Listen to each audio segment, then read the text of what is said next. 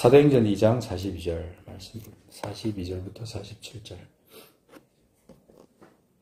그들이 사도의 가르침을 받아 서로 교제하고 떡을 떼며 오로지 기도하기를 힘쓰니라.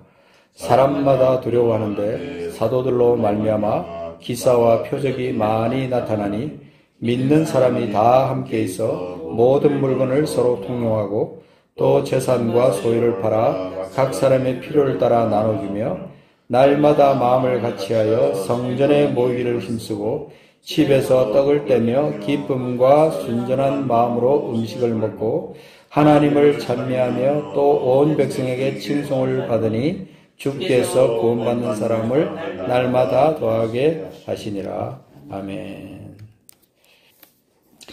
이 사도행전 이 말씀은 유명합니다. 벌써 예수 믿는 사람이라 그러면 여러 차례 들은 말씀이라고 생각합니다. 너무 꿈 같은 말씀이고 너무 소중한 말씀이고 어떻게 보면 환상적인 말씀이라고 볼 수 있는 이 본문 말씀입니다. 그래서 1장에 우리가 성령이 임하시면서 나타났던 성령의 폭발적인 역사, 그것으로 인해서 구원받은 사람들이 모이게 되고 모인 그 사람들이 모여서 뭘 했느냐 도대체. 그 사람들이 모여서 뭘 했는가 하는 것에 대한 기록이 여기 너무나 생생하게 기록되어 있는 겁니다. 길지는 않지만 이 말씀을 시작으로 해서 이제 계속해서 4장, 5장, 6장 또 뒤로 나가면서 다른 도시로 복음이 전파되면서 거기서 교회가 세워지면서 거기서도 이런 일들이 동일하게 나타났을 거라고 저는 믿습니다. 그런 교회들이 또 이렇게 했더라 이렇게 기록은 되어 있지 않지만 거기도 동일하게 성령이 임재하셨기 때문에 동일하게 역사가 일어났을 거라고 저는 믿는 겁니다. 그렇다면 그 역사가 대한민국까지 왔고 또 대한민국에도 사도행전에 일어났던 이 역사 이것이 29장으로 이어지면서 우리에게 지금 또 왔고 오늘 여기 생달교회까지 왔다고 믿는 겁니다. 그렇다면 이 교회 안에 과연 어떤 역사들이 일어나고 그 안에 그 기초가 본질이 도대체 어떻게 형성이 되어 있느냐, 어떻게 여기에서 기록하고 있는가, 그 성도들이 어떻게 교회 생활을 했는가, 신앙 생활을 했는가 하는 것을 우리는 이 성경에서 지금 보고 있는 겁니다. 우리가 복습하는 의미에서 사복음서에 기록되어 있는 교회에 대한 그 말씀, 교회의 시작, 교회를 우리 주님께서 세우시겠다라고 말씀하신 것이 있습니다. 주님께서 세우시겠다 약속하신 말씀이 있죠. 그게 어디 있는 말씀입니까? 자, 우리는 지금 복습하는 의미에서 다시 한번 보도록 하겠습니다. 16장이죠. 마태복음 16장. 자, 1618. 저는 외울 때 그렇게 외웁니다. 1618. 1616에는 고백이 있고요. 시몬 베드로의 고백이 나오고 1618에 교회에 대한 말씀이 있습니다. 자, 마태복음 16장 18절. 자, 여기 보면은 주님께서 교회를 세우시겠다 약속하신 게 나오죠. 같이 한번 읽어볼까요? 시작. 또 내가 네게 이르노니 너는 베드로라. 내가 이 반석 위에 내 교회를 세우리니 음부의 권세가 이기지 못하리라. 그랬습니다. 이 교회 시작에 대한 우리 주님의 선포, 예언적인 말씀이죠. 자, 그렇다면 여기서 내가 이 반석 위에 내 교회를 세운다 이렇게 말씀하신 이 기록은요 그냥 쉽게 넘어갈 그런 그 말씀이 아니에요. 주님께서 내 교회를 세운다 그렇게 말씀하셨어요. 내 교회. 그냥 교회를 세운다고 한 게 아니고 예수님께서 직접 내 교회를 세운다고 그렇게 말씀하신 거예요.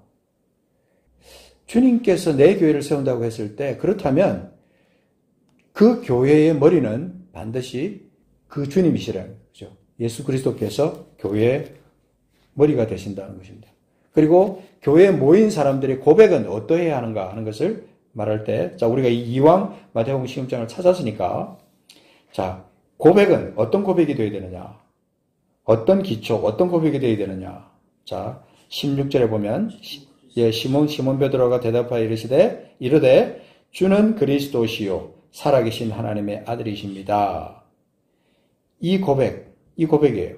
그래서 거기 18절에 내가 이 반석 위에 내 교회를 세운다 그랬을 때 베드로 위에 세운다는 뜻이 아니에요. 이건 성경 전체를 깊숙이 파고 들어가서 보면요, 베드로 위에 세운다는 게 아니고 이 고백 위에, 베드로가 했던 이 고백 위에 예수님께서 세우시겠다 그랬어요. 왜냐하면 17절에 베드로가 이런 고백을 했을 때 예수님께서 뭐라 그랬어요? 네가 복이 있다. 이를 내게 알게 하니는 혈육이 아니요 하늘에 계신 내 아버지다. 내 아버지께서 너에게 이런 고백을 하게 했다는 거예요. 그 고백의 핵심이 뭐냐? 주는 그리스도시요 살아계신 하나님의 아들이라는 겁니다. 그 예수 그리스도, 그분이 살아계신 하나님이시고 하나님의 아들이시고 그리스도라고 하는 이 사실을 베드로가 고백했는데 이 고백 위에 내 교회를 세우겠다라고 한 겁니다. 그러니까 우리가 누가 교회에 대해서 질문하거나 또 교회에 대해서 우리가 알려줘야 될 때 우리는 이 본문을 기억해야 됩니다. 우리가 그 베드로를 일대 교황으로 이렇게 부르는 것은 참 넌센스거든요, 사실은. 베드로가 죽어서 무덤에 들어갔지만 그가 만약에 영이 있어서 이 가톨릭 교회에서 하고 있는 그런 고백들을 만약에 듣는다면 참 어떻게 해야 되지? 이런 마음이 들 것 같아, 내 생각에. 답답할 거야, 아마 굉장히. 이 베드로가 했던 이 고백이 이 교회의 고백이 되어야 되고 성도들의 고백이 되어야 되고 그래서 교회 공동체 전체의 고백이 되어야 된다는 것이죠. 이걸 우리가 기억하면서 자, 교회를 시작하시기를 우리 주님께서 하신다고 했고 내 교회라고 했다. 이 말씀대로 꼭 기억하셔야 됩니다. 그래야 우리가 실수를 안 해요.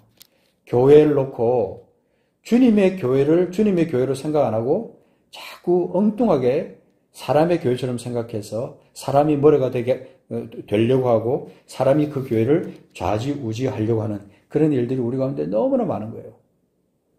이 교회는 주님의 교회예요. 주님의 교회. 주님이 세우신 교회라고요. 그래서 저 한국에 보면요, 주님의 교회라는 이름을 가진 교회가 많아요. 주님의 교회. 그거는 그만큼 그 교회를 세운 분들이 이 교회는 철저하게 주님이 주인이시다라고 하는 것을 고백하기 위해서 그렇게 주님의 교회라는 이름을 붙였다고 저는 생각합니다. 우리가 기억해야 합니다. 철저하게 우리 교회는 주님의 교회입니다. 아무도 인간이 이 교회를 장난하거나 주님의 교회가 되지 못하도록 방해하거나 그렇게 하는 일이 있어서는 안 된다는 것입니다. 그 다음에 중요한 것은 자, 여기 기왕 찾았으니까 이 교회의 어떤 기능입니다. 기능. 교회 기능. 자, 교회 기능이 뭐라고 그랬죠? 자, 여기 18절 하반절에 보시면 내 교회를 세우리니 음부의 권세가 이기지 못하리라 그랬어요. 이 말은 이 교회 안에 영적 권세가 있다는 겁니다. 음부의 권세가 이기지 못한다. 어떤 권세냐면요. 19절에 보면 천국 열쇠를 갖다 준다는 거예요. 천국 열쇠를. 그렇게 고백한 너에게 이 천국 열쇠를 주겠다. 네가 이 땅에서 무엇이든지 매면 하늘에서도 매일 것이요 네가 땅에서 무엇이든지 풀면 하늘에서도 풀리리라 하시고 그랬습니다. 이 천국 열쇠를 갖다 이 교회에다 주겠다는 거예요. 이 베드로에게 주겠다는 게 아니라 교회에게 주겠다는 거예요. 그래서 이 교회의 권세로, 교회의 힘으로, 교회의 능력으로 이 일을 할 수 있다는 거예요. 땅에서 무엇이든지 매면 하늘에서도 매일 것이요 내가 땅에서 무엇이든지 풀면 하늘에서 풀리리라. 교회 공동체의 기도의 능력, 교회 공동체의 하나님을 향한 고백의 능력, 이것이 바로 여기서 말해주고 있는 이 능력인 겁니다. 이 권세. 이것은 정말 우리 주님께서 간절히 원하는 거예요. 교회 주인 되시는 주님께서 교회를 바라보시면서 내가 이 교회 안에 이런 권세가, 이런 능력이 나타나기를 원한다라고 이 주님께서 간절히 원하는 겁니다. 그 주님의 마음을 우리가 알아야 되는 거죠. 교회 간판이 걸려있다고 그래서 다 교회가 아닙니다. 오히려 차라리 간판도 하나도 없고요. 겉으로 봐서는 교회인지 아닌지 아무도 알 수 없는 그런 핍박받는 지역의 교회라고 해도요. 그 속에 주님이 주인이시고 주님이 영광을 받으시는 교회라면 사람은 사실은 그 안에서 그 안에서 공동체가 되어서 즐거워하면서 서로 연락하고 상합하면서 서로를 위해서 도와주고 서로 기뻐하면서 서로를 세워주는 그런 가운데서 주님의 뜻을 나타내면서 그 안에 주님이 주인이시기 때문에 주님이 영광을 받으시는 그런 교회다. 그게 주님이 기뻐하시는 교회 아닙니까? 여러분, 그래서 이 세 가지, 여기 지금 16절부터 나오는 이 본문 속에서 우리는 알아야 되는 것입니다. 다시 한번 정리하면 첫 번째는 뭐예요? 우리 주님이 주인이시다. 주님의 교회다.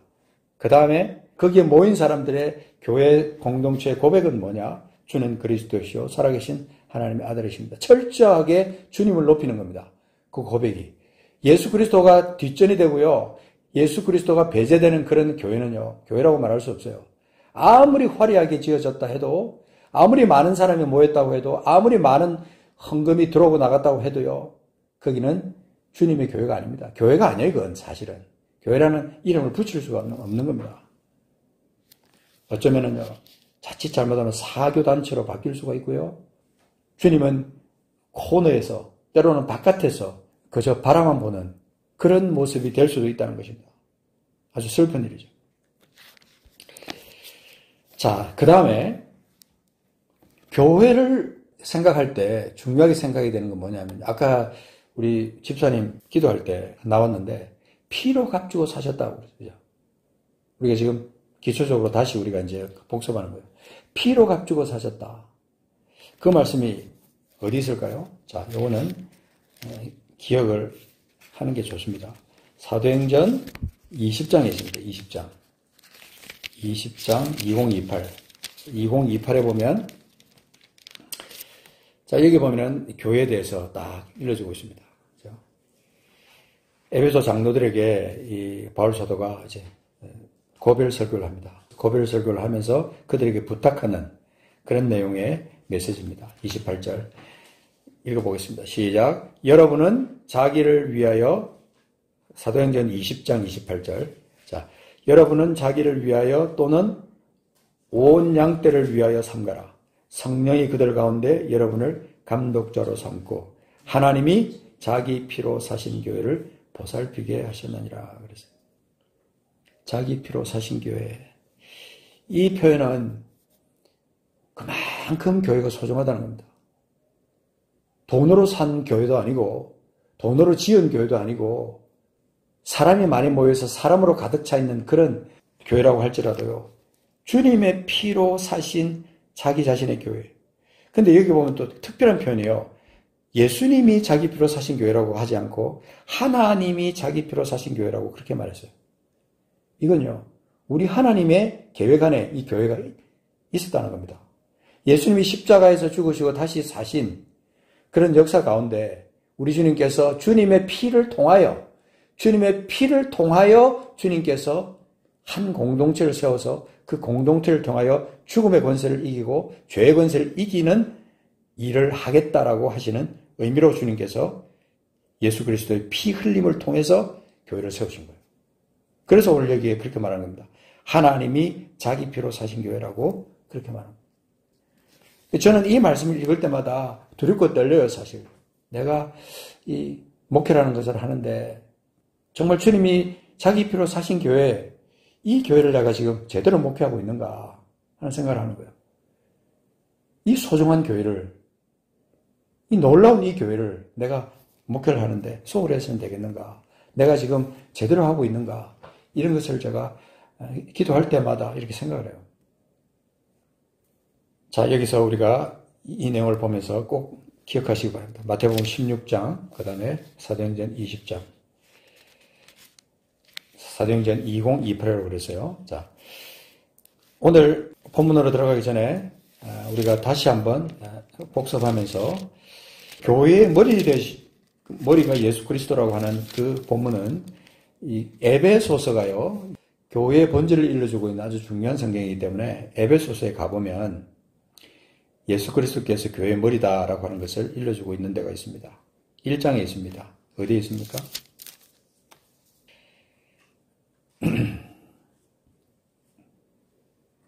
1장 22절. 예.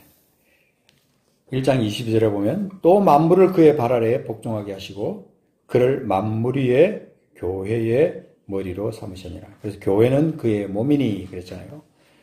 그의 몸이니, 교회는 그의 몸이니. 22절, 23절 말씀에 만물을 그의 발 아래 복종하게 하시고 그를 만물 위의 교회의 머리로 삼으신 분은 우리 하나님이세요.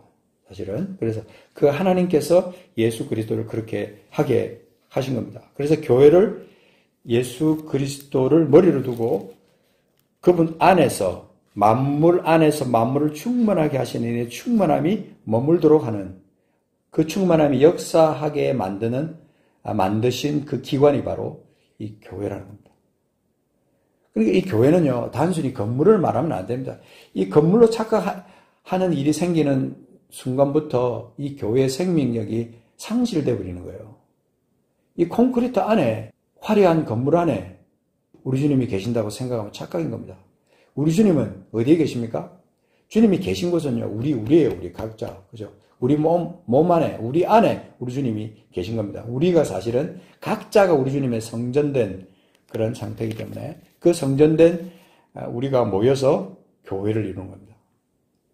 그러니까 다 정말 신비 중에 신비죠. 이런 신비 중에 신비를 우리가 누리면서 이 교회 안에서 성도가 하나가 된다는 것은 놀라운 일입니다. 그때 어떤 일이냐면 아까 말한 대로 음부의 권세가 이기지 못하는 강력한 힘이 우리 속에서 나오는 거예요. 그래서 교회가 모여서 기도하고 교회가 모여서 하나님 일을 할 때요. 놀라운 일들이 일어난다는 것을 이제 첫 번째로 체험한 사람들이 오늘 이 사도행전에 나와 있는 예루살렘의 성도들이라는 겁니다. 자, 이제 다시 본론으로 넘어와서 오늘 우리가 묵상해야 될 한 가지만 집중해서 한번 묵상하도록 하겠습니다. 자, 그 42절에 보면요. 그들이 사도의 가르침을 받아 서로 교제하고 떡을 떼며 오로지 기도하기를 힘썼다라고 했습니다. 그리고 46절에 가면 날마다 마음을 같이하여 성전에 모이기를 힘쓰고 집에서 떡을 떼며 기쁨과 순전한 마음으로 음식을 먹고 하나님을 찬미했다. 그렇게 말했습니다. 이런 내용들을 보면은 그 공동체의 성격을 볼 수 있는 거예요. 교회 구성원으로 모여가지고 공동체로 모여서 그들이 도대체 뭘 했느냐? 사도의 가르침을 받아서 그랬어요. 그러니까 사도들은 어떤 사람들인지 하면 예수님과 함께 동행했던 사람들이에요. 육신적인 예수 그리스도, 그분과 함께 3년이라는 세월 동안 먹고 자고 같이 활동하면서 주님과 함께 살았던 사람들이 사도들이에요. 그러니까 사도들은 어떤 사람들입니까? 예수님을 누구보다 잘 아는, 그분의 사역을 누구보다 잘 알고 그분의 말씀을 가장 많이 듣고 가장 많이 마음에 새기고 있는 사람들이 사도들이에요. 그리고 그 사도들은 특별히 하나님의 권위를 받은 사람들이기 때문에 그들의 가르침을 받는 것은 아주 중요한 겁니다.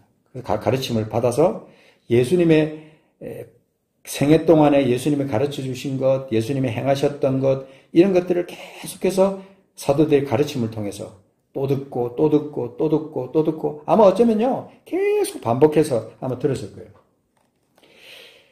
그래서 어떤 사람들은 그것을 기록하기도 하고 어떤 사람들은 마음속에 새기기도 하고 그 말씀을 외우기도 하고 그러면서 그 말씀이 기초가 돼가지고 중요한 거는요. 자, 교제를 하는데 42절에 보면 그들이 사도의 가르침을 받아 서로 교제하고 그랬다는 것은 그 교제의 핵심이 말씀이라는 거예요. 말씀. 그죠? 말씀.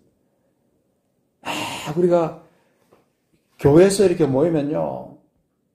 너무 사람의 말이 많아요. 너무 사람의 말이. 그래서 하나님의 말씀을 나누는 것보다는 사람의 말을 너무 많이 한다는 거예요. 우리도 이거 밥 먹을 때 이렇게 보면 우리 주변에 일어났던 일, 이런 것들을 너무 많이 얘기하는 것 같다는 생각이 가끔 들 때가 있어요. 늘 그런 생각이 드는 건 아닙니다만은, 그때 우리가 말씀을 들은 것을 생각하면서, 이 말씀 속에, 나는 이렇게 생각했어. 우리가 이렇게 살아야 될 것 같아. 이런 어떤 서로의 어떤 고백들을 서로 나누면 좀 더 좋지 않을까? 이런 생각도 하지만, 그건 아주 우리가 어느 땐가 자연스럽게 성령께서 인도하실 때가 되면 그런 단계까지 갈 거라고 저는 생각합니다. 그렇지만 사도의 가르침을 받아가지고 했을 때 새롭게 들어오는 공동체에 새롭게 더해지는 사람들도요. 사도의 가르침을 먼저 받은 사람들의 가르침을 통해서 또 그들이 또 차원 높은 교제를 또 할 수 있다는 거예요. 그러니까 사도의 가르침이 굉장히 중요한 겁니다. 사도의 가르침이 복음이고 복음이 그들 속에서 나오고 복음 위에 그들이 교회가 바로 설 수 있는 기초가 사도의 가르침. 그래서 이것을 놓고 서로 교제했다. 서로 교제했다. 그래서 46절에 가서 보면은 집에서 기쁨과 순전한 마음으로 음식을 먹었다라는 표현이 있습니다. 집에서 기쁨과 순전한 마음으로 음식을 먹었다. 얼마나 좋았겠어요. 얼마나 좋았겠어요. 음식을 나눠 먹고 서로 교제하면서 근데 먹는 것 자체가 이제 중요한 게 아니라 먹는 것보다 더 중요한 것은 이 교제라는 그 의미는요. 서로를 나누고 서로의 필요한 것들을 채워주는 그런 면들이 있었다는 거예요. 그래서 그들의 교제를 통해서 얼마나 많은 일들이 일어났나 하면 서로 필요한 것들을 찾아내고 또 필요한 것들을 채워주는 그런 일들이 있었다. 자, 우리 히브리서 10장에 넘어가서 한번 보겠습니다. 히브리서 10장 23절. 자, 여기 보면은 오늘 우리가 했던 그 말씀들의 핵심적인 내용들이 나옵니다. 10장 23절, 24절, 25절. 자, 같이 읽어보겠습니다. 우리가 믿는 도리의 소망을 움직이지 말며 굳게 잡고 서로 돌아보아 사랑과 선행을 격려하며 모이기를 패하는 어떤 사람들의 습관과 같이 하지 말고 오직 권하여 그날이 가까움을 볼수록 더욱 그리하자. 그래서 약속하신 이들이 믿으신 우리가 믿는 도리의 소망을 움직이지 말고 굳게 잡으려면 이 사도의 가르침이 있어야 돼요. 사도의 가르침 위에서 복음의 기초가 그들 가운데 확실하게 있어야 그 소망을 알게 되고 그 소망이 뭔지를 알게 되고 그 소망을 움직이지 말며 굳게 잡을 수 있는 상태가 되는 거예요. 그래서 가능하다면 서로가 서로에게 말씀을 나눠주고 또 설명해주고 이렇게 하는 그런 일들이 서로 있어야 돼요. 그런데 거기 보면 24절에 교제가 나오죠. 서로 돌아보아 사랑과 선행을 격려하며. 이 영적인 교제 이게 성령이 기뻐하시는 교제예요. 서로 돌아보아 사랑과 선행을 격려하며. 사랑은 행하는 것이고 선행은 다른 사람을 세워주는 것이고 살려주는 거예요. 세우고 살리는 일이 이 선행이에요. 사랑과 선행을 서로 그 거미줄처럼 서로 그렇게 하면서 이게 격려하며 그 말이에요. 서로 돌아봐 사랑과 선행을 격려하며 모이기를 패하는 어떤 사람들의 습관과 같이 하지 마라. 그들의 습관이 슬그머니 들어와가지고 뭐 그렇게 뭐 맨날 모여 뭐 그냥 바쁜데 뭐 맨날 모일 필요가 있어. 그냥 한 번만 그냥 모이고 그냥 요즘 같으면 더 그래요. 온라인 시대가 돼가지고 참 그저 모이는 거에 대해서 인색한 시대가 앞으로 됩니다. 메타버스의 시대가 된 거예요, 지금은. 이제는 개인적인 생활로 바뀌면서 필요할 때만 잠깐 모이고 그것도 그냥 온라인으로 그냥 모여서 서로 화상으로 얼굴 보면서 그냥 하면 되지. 이런 시대가 지금 된 거예요. 근데 교회는요, 그렇게 될 수가 없어요. 그렇게 되면 안 돼. 그렇게 되면 그때부터 이제 마귀의 그 영역 안으로 서서히 끌려 들어가는 겁니다. 왜냐면요, 교회의 본질은 모이는 거거든요. 교회의 본질은 모여야 돼요. 모이지 않으면 교회는 교회가 될 수가 없어요. 왜 그러냐면 성전들이 각자가 자기 삶을 살다가 일주간 삶을 살다가 주의 이름으로 함께 모여서 그들이 경험했던 그 놀라운 일들, 하나님과 함께 했던 그 일들을 간증하고 주께 영광 돌리는 그 모임이 이루어지지 않고서는요, 공동체 안에서 하나님이 영광을 못 받아지는 거거든요. 그러려면요, 흩어버리면 힘이 약해지는 거예요. 그래서 사탄은 계속해서 흩으려고 애를 쓰는 거예요. 모이지 마라, 모이지 마라. 그냥 뭐, 이 바쁜 세상에 뭐 모이냐. 그냥 적당히 뭐 그냥 모이지 뭐. 그냥 온라인으로 모이지 뭐. 이러고 있는 거예요, 지금. 그래서 여기 보면 그들이 사도의 가르침을 받아 서로 교제하고 떡을 떼며 기도하기를 힘썼다. 날마다 마음을 같이하여, 이 46절에 보면 날마다 마음을 같이하여 성전에 모이기를 힘쓰고, 그 다음에는 집에서까지 모였어요. 집에서까지. 매일매일. 너무 좋으니까. 모이는 게 너무 좋으니까. 함께하는 게 너무 좋으니까. 요즘처럼요, 모여서 사람들이 얘기하다 상처받고, 그래서 떨어져 나가는 일이 있으면요, 그 교회 공동체는 진정한 교회 공동체라고 말할 수 없을 겁니다. 왜냐면요, 이 교회가 주님의 사랑으로 말하고 주님의 사랑으로 행하고 주님의 사랑으로 모여서 주님의 사랑으로 서로 격려하고 서로 도와주고 서로 높여주고 서로 세워주고 하는 그런 일이 있다면요. 그 속에 인간적인 어떤 실망과 인간적인 상처나 이런 것들은 있을 수가 없다는 거예요. 그래서 여기 보면 얼마나 그 모임이 뜨거웠을까. 얼마나 뜨거웠을까 하는 것을 우리는 생각해 볼 수 있는 거죠. 그 다음에 그들이 모여서 한 것이 뭐냐면 떡을 뗐다 그랬어요. 떡을 뗐다. 떡을 뗐다. 42절에도 떡을 뗐다가 나오고 46절에도 떡을 뗐다라는 게 나와요. 자, 떡을 뗐다라는 게 뭐예요? 이게요, 주의 만찬입니다. 그래서 떡을 뗀다라는 그 행동 자체는 우리가 연상할 때 음식을 먹는다라는 생각을 할 수 있지만 46절에 보면 집에서 떡을 떼며 기쁨과 순전한 마음으로 음식을 먹고라는 말씀이 기록되어 있다고요. 이거 없었으면 아마 떡을 뗀다는 걸 갖다가 음식을 먹는 걸로 생각할 수 있었을 거예요. 근데 음식을 먹고라는 게 기록되어 있는 거 보면 서로 교제하고 떡을 떼며 했을 때 그들 속에는요, 떡을 떼면서 또 떡을 떼기 전에 떡을 뗀 후에 그 사람들이요, 이 주의 그 몸과 피를 기념하는 주님의 만찬을 그들이 행했다는 거예요. 계속해서 그들은 떡을 떼면서 모일 때마다 떡을 떼면서 모일 때마다 주님을 기념하면서 그랬다는 거예요. 그래서 이제 이런 영적인 공동체로 그들이 모여서 떡을 떼면서 인간적인 모임도 그들 속에 포함이 되지만 그들 안에는 성령이 함께 하시는 교제가 그들 속에 있었다. 그래서 47절을 보면 하나님을 찬미했다 그랬어요. 하나님을 찬미했다. 사람끼리 모였을 때 사람의 냄새가 날 수 있고요. 사람의 얘기들이 오갈 수 있습니다. 그런데 교회에서 반드시 지켜져야 될 중요한 사실은 교회는 찬미로부터 시작해서 찬미로 끝나야 되는 거예요. 찬양으로부터 시작해서 찬양으로 끝나야 교회가 교회되는 거예요. 하나님을 찬미하면 어떤 하나님을 찬미했겠어요? 천지를 지으신 하나님, 그렇죠? 그리고 우리를 지으신 하나님, 그 다음에 예수 그리스도를 보내시고 그를 통해서 구원의 역사를 이루신 하나님, 그를 살리신 하나님, 그 하나님을 그들이 찬양을 했다니. 초대교회 생활을 기록한 그런 책들이 많이 있습니다. 근데 그런 기록들을 보면 그들이 당시에 아카펠라로 악기도 없이 그냥 어떤 사람이 멜로디를 그냥 내면요, 그 멜로디 따라서 그냥 하는 거예요. 그러니까 은사가 있는 사람이잖아요. 음악에 은사가 있는 사람. 그런 사람이 곡조를 붙여가지고 주님을 찬양하는 그 내용에다 곡조를 붙여가지고 하면 사람들이 따라하는 거예요. 그러면서 거기서 방언들이 터져나오고 방언 찬양이 튀어나오고 이런 이 천상의 예배를요, 우리 그리스도인들 가운데 한 번도 경험 못한 사람들이 많을 거예요. 저는 너무 많이 경험했어요. 너무 많이. 성령이 함께 하시는 예배, 이것이 지난주에도 우리가 묵상했지만 성령이 함께 하시는 이 예배는 이 교회의 기초에 성령이 이끄시는 교회, 그죠?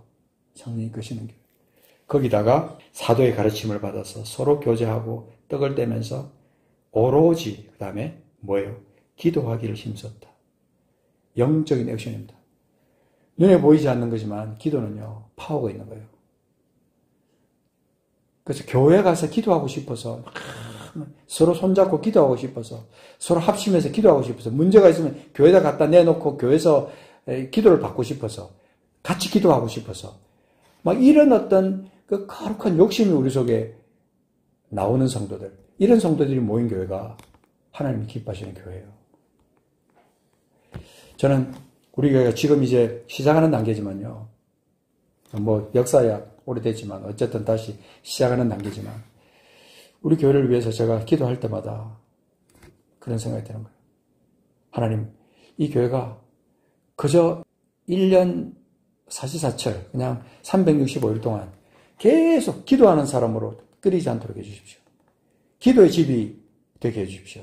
찬양은 그냥 1년 360을 계속 틀어놓고 사람들이 틈나는 대로 와서 기도하고 가고, 일하기 전에 와서 기도하고 가고, 일 끝나고 나서 와서 기도하고 가고, 이런 어떤 그 기도의 운동들이 우리 교회 안에 일어나게 해주십시오. 이게 마음의 소원으로 막 일어나는 거예요. 찬미하고, 하나님을 찬미하고, 사도의 가르침을 받고, 서로 교제하고, 그 다음에 주님을 기념하면서 기도하기를 힘쓰는 교회. 하나님을 찬미하면서 기쁨과 순전한 마음으로 음식을 나눠 먹는 그런 일이 있으면서, 이런 일들이 앞으로 이제 교회뿐만 아니고 가정에서도 막 일어나고요. 그래서 세상 사람들은 흉내 못 내는, 음부의 권세를 이기지 못하는 그런 강력한 역사들이 이 교회 안에 나타나야 세상 사람들이, 세상의 어둠의 권세들이 이 교회를 함부로 이 교회를 향해서 장난하지 않습니다. 쓸데없는 소리 하지 않는다, 이 말이에요. 이건 교회의 권세예요. 음부의 권세 이기지 못하는 강력한 권세라는 겁니다. 우리가 이런 소원을 좀 가지면 좋겠다 하는 생각을 합니다. 우리 교회들이 이렇게 돼야 됩니다. 이런 교회가 돼야 하나님이 기뻐하시는 교회, 하나님께서 영광 받으시는 교회가 된다 하는 것입니다. 같이 한번 기도하도록 하겠습니다. 하나님 아버지, 오늘 우리가 이 교회 본질에 대해서 묵상을 했습니다. 교회가 도대체 어떤 곳인가? 잠깐 우리가 방심하면 교회는 사람들이 모인 곳, 그 사람들이 친교하는 곳, 사람들이 그냥 자기들이 사업상 모여서 자기들의 사업을 자랑하고, 그래서 사람들의 많은 것에 어떤 혜택을 보는 그런 장소로 생각하는 그런 일이 있을 수 있습니다. 우리가 방심하지 않기를 원합니다. 하나님 아버지, 우리가 깨어있기를 원합니다. 우리 하나님께서 피로 값주고 사신 이 교회를 우리가 지금 세워서 그 교회 안에 우리가 속해 있습니다. 음부의 권세를 이기지 못하는 주님 그리스도시여 살아계신 하나님의 아들이시다고 고백하는 이 고백들이 우리 속에 있고, 하나님이여, 우리가 모일 때마다 주님을 기념하고 주님을 찬미하면서 기도에 힘쓰는 그런 교회로 우리 교회를 세워주시기를 원합니다. 이 땅에 있는 모든 교회들이 그런 교회들이 되게 하여 주시옵소서. 주님 함께 역사하여 주시옵소서. 목사님들을 주님이여 그렇게 세워주셔서 그들이 하나님이여 넘어지지 아니하고, 아버지 약해지지 아니하고, 그들의 선포를 통해서, 그들의 사역을 통해서, 섬김을 통해서 그런 교회들로 새롭게 거듭나게 하여 주시기를 원합니다. 하나님이 영광 받으시는 교회로 주님 세워주시기를 간절히 원합니다. 감사드리옵고 존귀하신 우리 구주 예수 그리스도 이름으로 기도하옵나이다. 아멘.